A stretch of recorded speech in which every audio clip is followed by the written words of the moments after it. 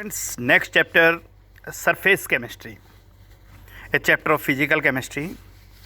और नाम आपको बहुत कुछ आइडिया दे रहा है कि इस चैप्टर में आप लोग क्या कुछ पढ़ने वाले हो। सरफेस और बल्क, किसी भी मैटर को दो पार्ट में आप डिवाइड कर सकते हो और उस चीज़ को आप कैसे समझोगे। What is the meaning of surface? Let us suppose it is a substance. So this outer part is considered as surface, this outer part, and the remaining part is called bulk. इस surface को छोड़कर बाकी जितना भी part बच गया वो सारा बल्क कहलाता है। फिर प्रश्न आता है कि भाई पूरा का पूरा मैटर जो है वो सेम ही सब्सटेंस से तो मिलके बना है, तो फिर इसमें सरफेस और बल्क को अलग अलग करने की ज़रूरत क्या है? बहुत ज़्यादा ज़रूरत है, क्योंकि जो सरफेस का पार्टिकल है वो केवल इनवर्ड पुल महसूस करता है, चारों तरफ के पार्टिकल के द्वारा अट्रैक्टेड नहीं है। Let us suppose this is a surface particle, so it is attracted by the particle present downward it. इससे नीचे की तरफ पार्टिकल के द्वारा अट्रैक्ट हो रहा है।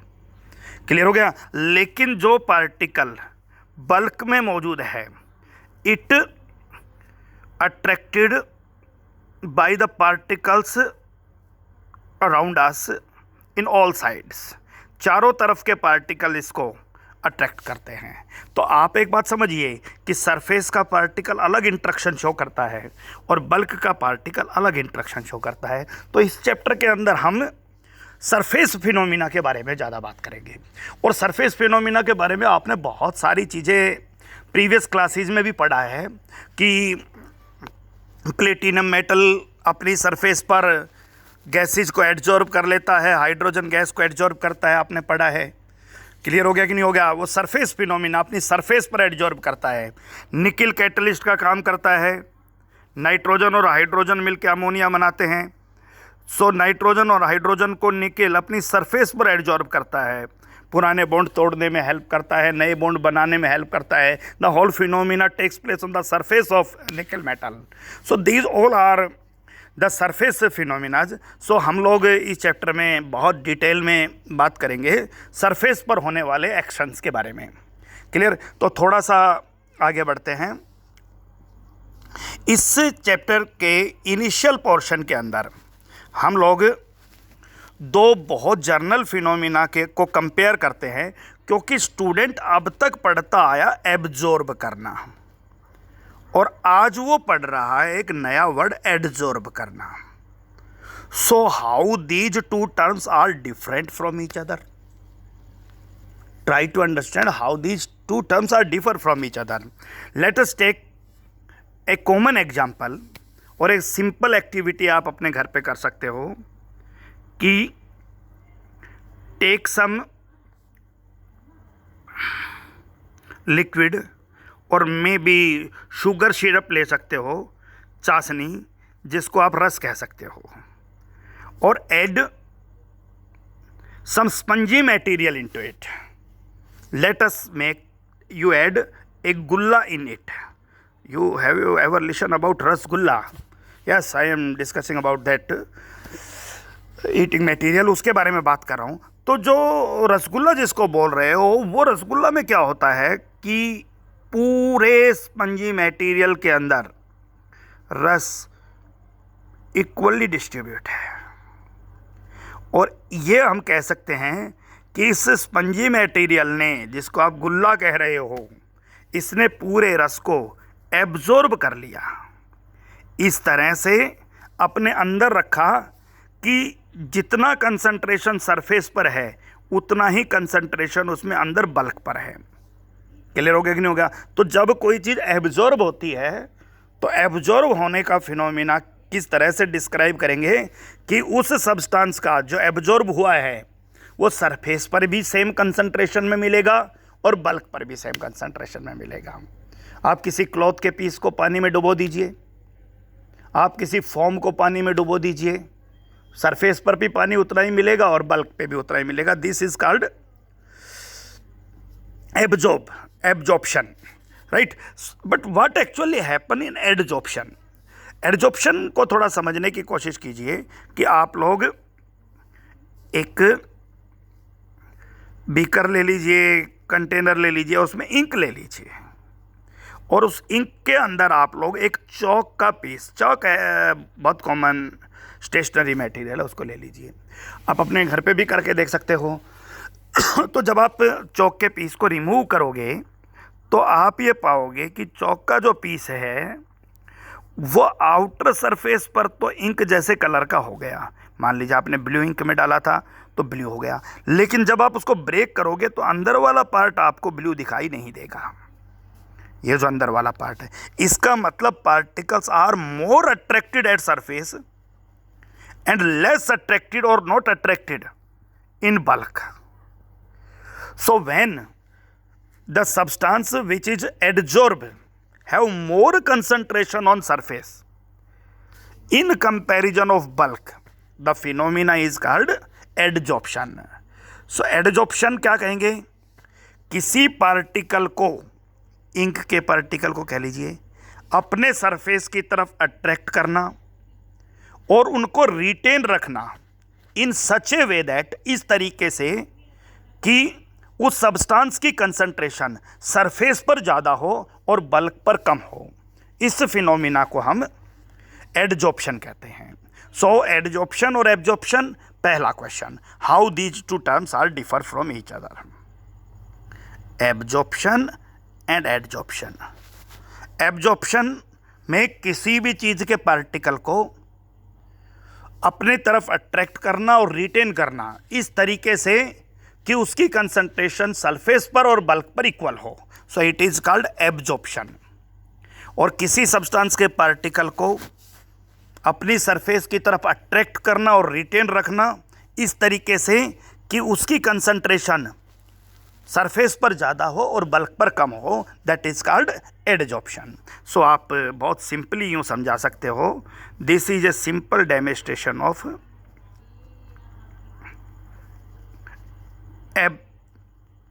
absorption.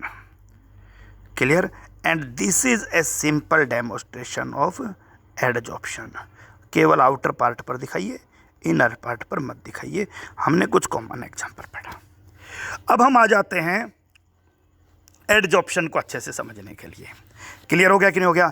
अब आप एक एग्जांपल ले लीजिए कि, और एक बहुत कॉमन एग्जांपल एडजॉर्प्शन और एब्जॉर्प्शन को समझने के लिए हम ले सकते हैं कि मान लीजिए किसी रूम के अंदर मॉइस्चर मौजूद है, moisture present in room. What is present? Moisture, नमी, water particles, water droplets in air. And what to do? We have to remove this moisture for any purpose. किसी भी पर्पज के लिए हमें उसमें से मॉइस्चर को रिमूव करना है। मान लीजिए आपकी लेबोरेटरी के अंदर मॉइस्चर है और आप चाह रहे हो कि आपका रिएक्शन ड्राई कंडीशंस में होना चाहिए। ड्राई कंडीशन का मतलब वहाँ मॉइस्चर प्रेजेंट ना हो, तो definitely you have to remove all the moistures. So हम लोग क्या कर रहे हैं, मान लीजिए दो सब्सटेंसेस को यूज कर रहे हैं। ये सब्सटेंस हमने यूज किया कैल्शियम क्लोराइड और दूसरा सब्सटेंस हमने यूज किया silica gel. Silica gel, calcium chloride में भी एबिलिटी है वाटर को अपनी तरफ खींचने की और रिटेन रखने की। सिलिका जेल में भी कैपेबिलिटी है मॉइस्चर को अपनी सरफेस की तरफ, अपनी बॉडी की तरफ खींचने की और रिटेन रखने की। लेकिन फिनोमिना समझिए, कैल्शियम क्लोराइड इस तरीके से मॉइस्चर को खींचता है और सिलिका जेल इस तरीके से मॉइस्चर को खींचता है। इसका मतलब क्या हुआ? Calcium chloride absorb moisture while silica gel adsorb moisture. Silica gel एक बहुत कॉमन चीज़ है जो आप सबने बहुत कॉमनली देखी हुई है। जो लेदर के शूज आते हैं उनके पैकेट्स में, उनके बॉक्सेस के अंदर एक पैकेट होता है, देखा होगा, एक बहुत छोटा सा पैकेट, राइट? आपकी वाटर बॉटल्स के अंदर वो पैकेट निकलता है। उसका सिर्फ उद्देश्य क्या है कि उस जगह को मॉइस्चर फ्री रखा जाए कि अगर कहीं से भी सराउंडिंग से कोई मॉइस्चर आए तो उसको वो अपने सरफेस पर एडजॉर्ब कर लेती है। तो बड़े कॉमनली यूज होता है silica gel. Phenomena is clear? Now move to the topic adsorption. अब एडजॉर्प्शन का एक एग्जांपल मान लीजिए, हमने सिलिका जेल ले लिया, this is silica gel, this is silica gel, right, and this silica gel adsorb moisture, right, and you know the moistures are more absorbed at surface and lesser absorbed in the bulk। Surface पर ज़्यादा adsorb होंगे और कहाँ कम होंगे, bulk पर कम adsorb होंगे। ये phenomena है। क्लियर हो गया कि नहीं हो गया? इस फिनोमेना को क्या कह रहे हैं हम? एडजॉर्प्शन। क्या एडजॉर्ब हो रहा है? मॉइस्चर। क्लियर हो गया कि नहीं हो गया? और किसकी सरफेस पर हो रहा है? सिलिका जेल की सरफेस हो रहा है, सिलिका जेल की। तो जो सब्सटेंस एडजॉर्ब हो रहा है, राइट, उसे एडजॉर्बेट कहा गया है। सो मॉइस्चर इज एडजॉर्बेट और the substance which adsorb the material, जिसकी सरफेस पर एडजॉर्प्शन होता है, the material on the surface of which the adsorption takes place is called adsorbent। so here silica gel is called adsorbent। so आप चार छोटी छोटी definition से aware हो गए, आप लोग समझ पा रहे हो। एडजॉर्प्शन, एब्जॉर्प्शन, एडजॉर्बेंट और एडजॉर्बेट। बोलिए। एब्जॉर्प्शन, पार्टिकल को खींचना और अट्रैक्ट करना, रिटेन रखना इस तरीके से कि उस पार्टिकल की कंसंट्रेशन सरफेस और बल्क पर बराबर हो जाए। क्लियर हो गया? दूसरी तरफ एडजॉर्प्शन, पार्टिकल्स को अट्रैक्ट करना और रिटेन रखना इस तरीके से कि उनकी कंसंट्रेशन सरफेस पर ज़्यादा हो, बल्क पर कम हो। क्लियर हो गया? एडजॉर्बेट, जो सब्सटेंस एडजॉर्ब होता है। एडजॉर्बेंट, जिस सब्सटेंस की सरफेस पर एडजॉर्प्शन टेक्स प्लेस होता है। So this is common example, right. अब हम कॉमन एग्जाम्पल्स की तरफ चलते हैं। तो चार डेफिनेशन के बाद एडजॉर्प्शन के कुछ common example, right. The first example, और आप एनसीईआरटी को लाइन टू लाइन पढ़िए इस चैप्टर के अंदर, बहुत इंटरेस्टिंग चैप्टर है। बहुत सारे एप्लीकेशंस आपकी डे टू डे लाइफ में और आपके सराउंडिंग में सरफेस केमिस्ट्री के होते हैं, उनको समझने में और जानने में मदद मिलेगी। क्लियर? तो पहला एग्जाम्पल आपकी बुक के अंदर मेंशन है कि मान लीजिए आपके किसी भी क्लोज्ड वेसल के अंदर गैसेज प्रेजेंट है। कौन कौन सी गैसेज प्रेजेंट है? ऑक्सीजन गैस प्रेजेंट हो, H2 गैस प्रेजेंट हो, कार्बन मोनोऑक्साइड गैस प्रेजेंट हो, क्लोरीन गैस प्रेजेंट हो, NH3 गैस प्रेजेंट हो, SO2 गैस प्रेजेंट हो। और आपको क्या करना है कि वैक्यूम क्रिएट करना है। अब वैक्यूम क्रिएट तब होगा भाई जब ये सारी गैसेज इसमें से बाहर निकल जाएं। क्लियर हो गया? और it is quite difficult to remove all these gases by using vacuum pump. So you can use a substance powdered charcoal here, and powdered charcoal adsorb all these gases on its surface। अब powdered charcoal इन सब gases को अपनी surface पर adsorb कर लेगा, तो ये जो स्पेस है बिल्कुल वैकेंट हो गया। क्या क्रिएट हो गया यहाँ पर? वैक्यूम क्रिएट हो गया। तो क्लियर है? एक एग्जांपल कि किसी भी कंटेनर के अंदर अगर आपको प्रेशर डिक्रीज करना है, भाई प्रेशर डिक्रीज होगा या नहीं होगा? क्यों? पहले सारी पार्टिकल यहाँ मौजूद थे और वो पार्टिकल सरफेस पर कोलाइड कर रहे थे तो ज़्यादा प्रेशर एग्जर्ट कर रहे थे, लेकिन धीरे धीरे उन पार्टिकल्स का सरफेस पर कोलिजन कम हो गया। तो एक्सपेरिमेंटल ऑब्जर्वेशन है कि अगर मान लीजिए आपने प्रेशर को मेजर करने के लिए इंस्ट्रूमेंट लगा रखा है, तो फिर धीरे धीरे आप लोग डिक्रीज इन प्रेशर ऑब्जर्व करोगे। और डिक्रीज इन प्रेशर ऑब्जर्व करोगे वो किसकी वजह से हुआ? कि चारकोल ने क्या कर लिया? गैसेज को अपनी सरफेस पर एडजॉर्ब कर लिया। क्लियर हो गया? चलिए और एग्जाम्पल देखिए। एक मिथाइलिन ब्लू एक कलर की डाई है। मिथाइलिन ब्लू नाम से ही अंदाजा आ रहा है ब्लू कलर का डाई है, राइट। और जब इसमें एनिमल चारकोल डाला जाए, अब ये चारकोल जो है ना, इस चीज़ को भी आप समझ लो, आपने +1 में पढ़ा है कि चारकोल तैयार कैसे करते हैं। किसी भी चीज़ के डिस्ट्रक्टिव डिस्टिलेशन से चारकोल तैयार होता है, यानी उस चीज़ को एयर की एब्सेंस में हीट किया जाता है। किसी भी चीज़ को हीट किया जाएगा और जब वो सब्सटेंस हीट हो रहा हो तो उस सब्सटेंस के कांटेक्ट में एयर ना हो, तो वो अपने अंदर से एड्जॉर्ब्ड सभी चीज़ों को बाहर निकाल देगा और चारकोल बन जाएगा। क्लियर हो गया कि नहीं हो गया। इसी और बहुत अलग अलग तरह के चारकोल बनते हैं। बोन चारकोल पशुओं की हड्डियों से तैयार किया जाता है, एनिमल्स की, राइट। शुगर चारकोल शुगर से तैयार किया जाता है। आप लोग आगे भी पढ़ोगे, +1 में भी थोड़ा पढ़ा होगा कि कंसनट्रेटेड H2SO4 में शुगर डाल दो आप, C12H22O11, और इसके अंदर आप कंसनट्रेटेड H2SO4 डाल दीजिए, तो वहाँ पर आपका बिल्कुल ब्लैक कलर का शुगर चारकोल तैयार हो जाएगा। क्लियर हो गया कि नहीं हो गया। तो इस तरीके से अलग अलग तरीके के चारकोल्स होते हैं। तो यहाँ इस फिनोमिना में आपको क्या करना है कि मिथाइलिन ब्लू एक डाई है, और इस मिथाइलिन ब्लू कलर की डाई के अंदर हमने क्या ऐड कर दिया, एनिमल चारकोल ऐड कर दिया। अब एनिमल चारकोल क्या करेगा भाई, इस पूरे सॉल्यूशन में से केवल डाई को एडजॉर्ब कर लेगा, और डाई एडजॉर्ब हो गई तो बचा हुआ पूरा सॉल्यूशन कलरलेस हो जाएगा। This is again A common example of adsorption. क्या कैसे हुआ एडजॉर्प्शन कि आप मिथाइलिन ब्लू के सॉल्यूशन में एनिमल चारकोल जब डालोगे, क्लियर हो गया, और सॉल्यूशन को जब आप शेक करोगे तो क्या करेगा, ये आपका चारकोल जितना भी कलरिंग मैटर है उसको एडजॉर्ब कर लेगा। क्लियर हो गया नहीं हो गया। और देखिए भाई, आप लोग डे टू डे लाइफ में सबको पता है कि जो शुगर हम यूज करते हैं ना, वो गन्ने से बनती है, राइट, केन शुगर। और आप गर्मियों में आपने गन्ने का रस यूज भी किया होगा, राइट, डर्टी ब्राउन कलर का कलर है उसका। दूसरी तरफ आप जब उसको यूज करते हो उससे गुड़ बनता है, वो भी वैसा नहीं है, जो कलरलेस नहीं है। लेकिन आप जब शुगर यूज करते हो तो आप कहते हो कि ये तो बिल्कुल वो वाला कलर नहीं है, इसका कलर रिमूव हो चुका है, कलरलेस है, शुगर कलरलेस है। क्लियर हो गया कि नहीं हो गया। वाइट नहीं है, वाइट तो उसका क्रिस्टल्स दिखाई देता है।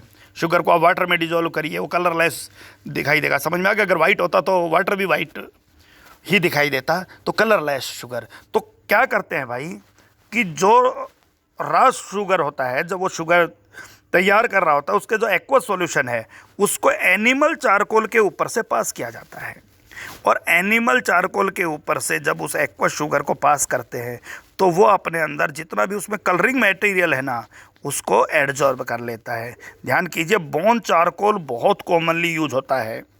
जो शुगर आप अपने घरों में यूज करते हो, in industries that was passed over the beds of bone charcoal, animal charcoal. Clear हो गया कि नहीं हो गया। अब वो एनिमल कोई भी हो सकता है, गधा हो सकता है, किसी भी पशु का से बना हुआ चारकोल हो सकता है। तो ये ध्यान रखिएगा, अगली बार जब आप शुगर खाओ तो क्लियर होना चाहिए।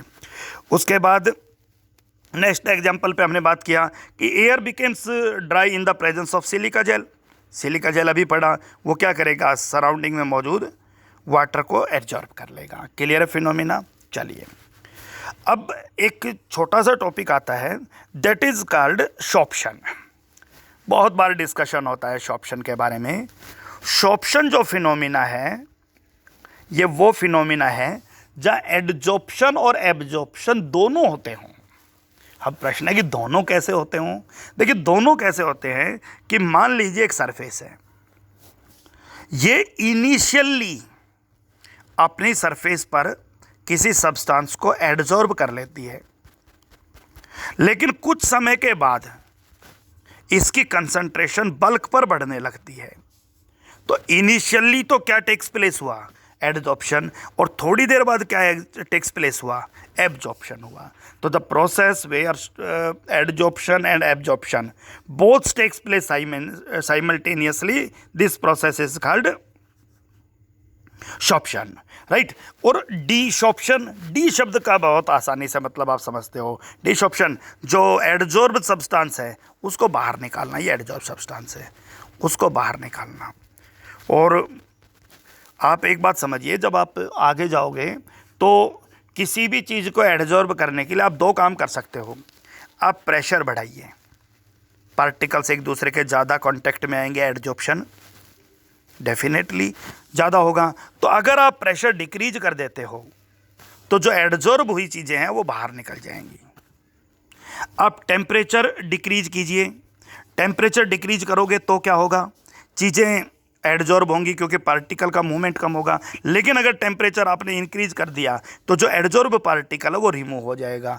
तो एडजॉर्ब्ड चीज़ को बाहर निकालने के लिए हमें क्या करना है कि या तो आप प्रेशर को कम करिए, जो एडजॉर्ब चीज़ है वो बाहर निकल जाएगी, क्लियर हो गया, या आप टेम्परेचर बढ़ा दीजिए, जो एडजॉर्ब चीज़ है वो बाहर निकल जाएगी। तो this phenomena is considered as desorption. Desorption में हम लोग क्या पढ़ रहे हैं, जहाँ पर एडजॉर्ब्ड कंपोनेंट जो है वो रिमूव हो जाए।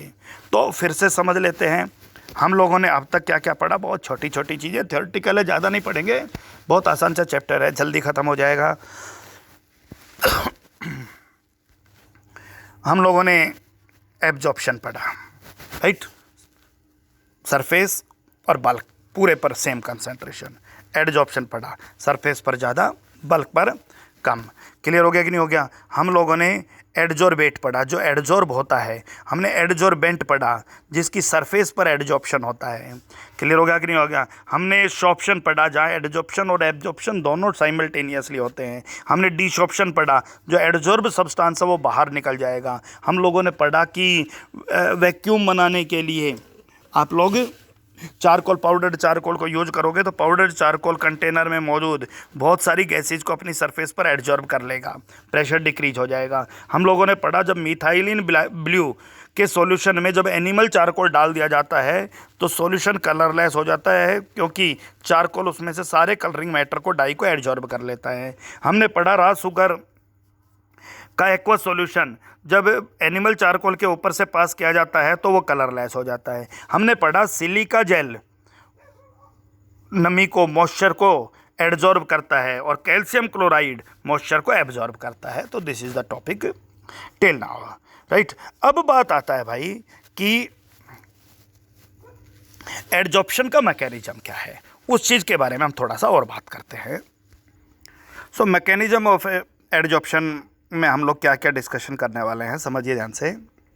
हम लोगों ने एक बात चैप्टर के शुरू में भी बात कर लिया था कि सरफेस का जो पार्टिकल है वो अनबैलेंस्ड फोर्सेस शो कर रहा है, क्योंकि उसको डाउनवर्ड पुल किया जा रहा है, जबकि अंदर वाला जो पार्टिकल है वो बैलेंस्ड फोर्स शो कर रहा है, चारों तरफ का पार्टिकल शो करता है। तो जब भी कोई पार्टिकल सरफेस पर अट्रैक्ट होता है, सरफेस और उस पार्टिकल के बीच में एक बाइंडिंग बनता है, whether this binding is a physical force और ए केमिकल फोर्स, जो हम अगले टॉपिक में करेंगे बात। लेकिन अट्रैक्शन जो है वो ऑलवेज शो करता है a release in the heat. Surface की जो एनर्जी है वो डिक्रीज हो जाती है और ऐसी प्रोसेस में डेल्टा एच जो है वो आपका नेगेटिव हो जाता है। अब ध्यान से समझ लीजिए, क्योंकि हम लोग बैलेंस्ड और अनबैलेंस्ड, जो सरफेस पार्टिकल है वो अनबैलेंस्ड फोर्स शो कर रहा है, जबकि बल्क का पार्टिकल जो है वो आपका बैलेंस्ड फोर्स शो कर रहा है। क्लियर हो गया कि नहीं हो गया। और हम सबको ये भी पता है भाई कि जैसे जैसे पार्टिकल एडजॉर्ब होते जाएंगे तो उसको एडजॉर्ब करने का काम कौन करेगा, ये अनबैलेंस्ड फोर्सेज ही शो करेंगी। तो पहला पॉइंट क्लियर है, unbalanced forces helps in adsorption. Clear हो गया, क्योंकि जो भी पार्टिकल सरफेस पर आएगा वो अंदर की तरफ एक इनवर्ड पुल महसूस करेगा। पहला पॉइंट क्लियर है। जबकि दूसरी तरफ हम लोग बात कर रहे थे थर्मोडाइनेमिक्स की, कि जब पार्टिकल एडजॉर्ब होगा, सरफेस एनर्जी डिक्रीज होगी, तो जो प्रोसेस है वो एक्सोथर्मिक होगी, डेल्टा एच नेगेटिव होगा। पहले चीज क्लियर, डेल्टा एच नेगेटिव। दूसरी तरफ जब कोई गैसियस पार्टिकल मान लीजिए एडजॉर्ब हो गया, तो पार्टिकल एडजॉर्ब हो गया तो उसकी जो एंट्रोपी है वो डिक्रीज होगी भाई, बोलो, पार्टिकल का रैंडमनेस डिक्रीज होगा। सो delta S that is S2 minus S1, it is negative. Phenomena is clear. तो जब भी कोई सब्सटेंस किसी दूसरी चीज़ पर एडजॉर्ब हो रहा है, मेनली हम इस चैप्टर के अंदर गैसेज को सॉलिड की सरफेस पर एडजॉर्ब करेंगे, तो उसी एग्जांपल को मैं लेके चल रहा हूं कि जब किसी सॉलिड की सरफेस पर गैस एडजॉर्ब होता है, क्लियर हो गया, किसी सॉलिड की सरफेस पर कोई गैस एडजॉर्ब कर रहे हो आप, तो डेल्टा एच यहां पर क्या है, नेगेटिव है। सरफेस की एनर्जी डिक्रीज होगी with the release of heat, process exothermic होगा, डेल्टा एच नेगेटिव। एंट्रोपी जो है वो आपकी डिक्रीज होगी, सो डेल्टा एस भी आपका नेगेटिव होगा। और आप सबको पता है स्पॉन्टेनियस होने के लिए डेल्टा जी नेगेटिव होना चाहिए, so it is delta H minus T delta S. अब आप समझिए कि डेल्टा एच तो आपका नेगेटिव है और टी डेल्टा एस का वैल्यू, अब भाई डेल्टा एस नेगेटिव है तो माइनस टी डेल्टा एस अब आपका क्या हो गया है, पॉजिटिव हो गया, क्योंकि डेल्टा एस नेगेटिव और minus, so minus T delta S क्या हो गया, पॉजिटिव। अब ये टर्म नेगेटिव और ये टर्म पॉजिटिव है, तो डेल्टा जी नेगेटिव कब होगा भाई, जब डेल्टा एच ज़्यादा नेगेटिव हो। ये बात तो क्लियर है। अब आप दो बातें समझ लीजिए, अगर टेम्परेचर हाई हुआ तो फिर टी डेल्टा एस ज़्यादा हो जाएगा,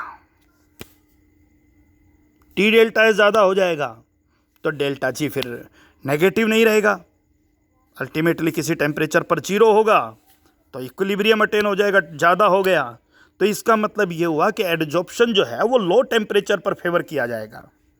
जैसे जैसे टेम्परेचर बढ़ेगा, और हम पढ़ेंगे एडजॉर्प्शन आइसोबार, एडजॉर्प्शन आइसोथर्म, जब हम टेम्परेचर और प्रेशर को कांस्टेंट करके एडजॉर्प्शन के बारे में बात करेंगे। क्लियर है पॉइंट? दोबारा से समझ लीजिए कि हम लोग क्या पढ़ने वाले हैं। हम लोग जिस चीज़ के बारे में बात कर रहे हैं कि जब किसी भी सॉलिड की सरफेस पर कोई गैस एडजॉर्ब हो रही है तो सरफेस एनर्जी डिक्रीज हो रही है, प्रोसेस एक्जोथर्मिक है, डेल्टा एच नेगेटिव है, एंट्रोपी जो है वो भी डिक्रीज हो रही है, सो डेल्टा एस जो है एस, क्लियर हो गया, so surface S2 final entropy decrease हो रही है, so I correct S2 less than S1। So delta S निकालने के लिए फाइनल में से इनिशियल क्यों डिक्रीज हो रही है भाई, पहले जो पार्टिकल रैंडमली मूव कर रहे थे अब वो एडजॉर्ब हो गए हैं, अब उनकी रैंडमनेस कम हो गई है, रैंडमनेस कम होगी तो एंट्रोपी फाइनल कम है, किससे, इनिशियल से, सो डेल्टा एस अब आपके लिए क्या हो गया, नेगेटिव हो गया। क्लियर है? तो जब आप एडजॉर्ब कर रहे हो तब दो चीज़ें हो गई आपके पास, क्या क्या हो गया, डेल्टा एच आपका नेगेटिव और डेल्टा एस भी आपका नेगेटिव, और आप लोग प्रोसेस की स्पॉन्टेनिटी के लिए गिब्स हेल्महोल्ट्ज इक्वेशन यूज़ करोगे, delta H minus T delta S. अब आप सबको पता है भाई डेल्टा एच तो नेगेटिव है और डेल्टा एस पॉजिटिव है, तो T delta S, not T delta S, minus T delta S, ये पूरा का पूरा माइनस टी डेल्टा एस, ये आपका क्या हो गया है, ये पॉजिटिव हो गया। तो स्पॉन्टेनिटी के लिए भाई डेल्टा जी नेगेटिव होना चाहिए। अब डेल्टा जी नेगेटिव कब होगा, जब आपका डेल्टा एच का वैल्यू ज़्यादा हो, किससे, टी डेल्टा एस से। तो अगर आपने टेम्परेचर बढ़ा दिया तो फिर टी डेल्टा एस का वैल्यू बढ़ेगा, और टी डेल्टा एस का वैल्यू बढ़ेगा तो सीधी सी बात है भाई, अगर टी डेल्टा एस का वैल्यू डेल्टा एच से ज़्यादा हो गया तो प्रोसेस नॉन स्पॉन्टेनियस होगा, उस समय एडजॉर्प्शन नहीं होगा, वो एडजॉर्प्शन को फेवर नहीं करेगा। दूसरी तरफ एक बात और सोचिए कि जैसे जैसे एडजॉर्प्शन होता है सरफेस ऑक्यूपाई कर ली जाती है एडजॉर्ब होने वाले पार्टिकल्स के द्वारा, एडजॉर्बेट द्वारा, क्लियर हो गया। और जब जैसे जैसे एडजॉर्बेट एडजॉर्ब होते जाएंगे वैसे वैसे आगे वाले एडजॉर्प्शन का जो रेट है वो कम होता जाएगा, क्योंकि ऑलरेडी सरफेस कवर हो गया। तो जब एडजॉर्प्शन का रेट कम होगा तो फिर सीधी सी बात है भाई डेल्टा एच जो है वो लेस नेगेटिव होता जाएगा, और जब डेल्टा एस लेस नेगेटिव होता जाएगा तो एक समय ऐसा आएगा जब डेल्टा एच और टी डेल्टा एस इक्वल हो जाएंगे, और इक्वल होते ही उस फिनोमिना को हम क्या कहेंगे, अब इक्विलिब्रियम को अटेन कर लिया है। सो मैकेनिज्म ऑफ एडजॉर्प्शन क्लियर है। मैकेनिज्म ऑफ एडजॉर्प्शन में हम लोग बात करेंगे थर्मोडायनेमिक्स के हेल्प से, और बहुत सिंपल सा फिनोमिना है कि कब किसी भी सॉलिड के ऊपर किसी गैस का एडजॉर्ब होना सरफेस की एनर्जी को डिक्रीज करता है, प्रोसेस एक्सोथर्मिक है, डेल्टा एच नेगेटिव है, एंट्रोपी डिक्रीज होती है, S2 लेस देन S1 है, so delta S is equal to negative. Gibbs Helmholtz equation, process to be spontaneous, हम सबको पता है डेल्टा G नेगेटिव होना चाहिए, राइट। डेल्टा H हमारे लिए यहाँ नेगेटिव है ही, और T डेल्टा S में डेल्टा S नेगेटिव है, तो T डेल्टा S का होल वैल्यू यहाँ पर पॉजिटिव होगा। तो स्पॉन्टेनिटी तो तभी होगी जब भाई डेल्टा H का वैल्यू T डेल्टा S से ज़्यादा हो। तो हमने बताया कि जैसे जैसे एडजॉर्प्शन आगे बढ़ेगा वैसे वैसे क्या फिनोमिना होगा भाई, कि सरफेस पर एडजॉर्प्शन कम होगा तो सरफेस की जो एनर्जी है वो पहले की तुलना में, यानी उतना डिफरेंस, उतना ज़्यादा एडजॉर्प्शन नहीं होगा, तो डेल्टा H उतना ज़्यादा नेगेटिव नहीं होगा, और डेल्टा H उतना ज़्यादा नेगेटिव नहीं होगा तो फिर मामला है कि एक स्टेज ऐसी आएगी जब डेल्टा H और T डेल्टा S का मैग्नीट्यूड इक्वल हो जाएगा। इक्वल होते ही डेल्टा G जीरो हो जाएगा, और जीरो होते ही आप उस पॉइंट को क्या कहोगे, इक्विलिब्रियम।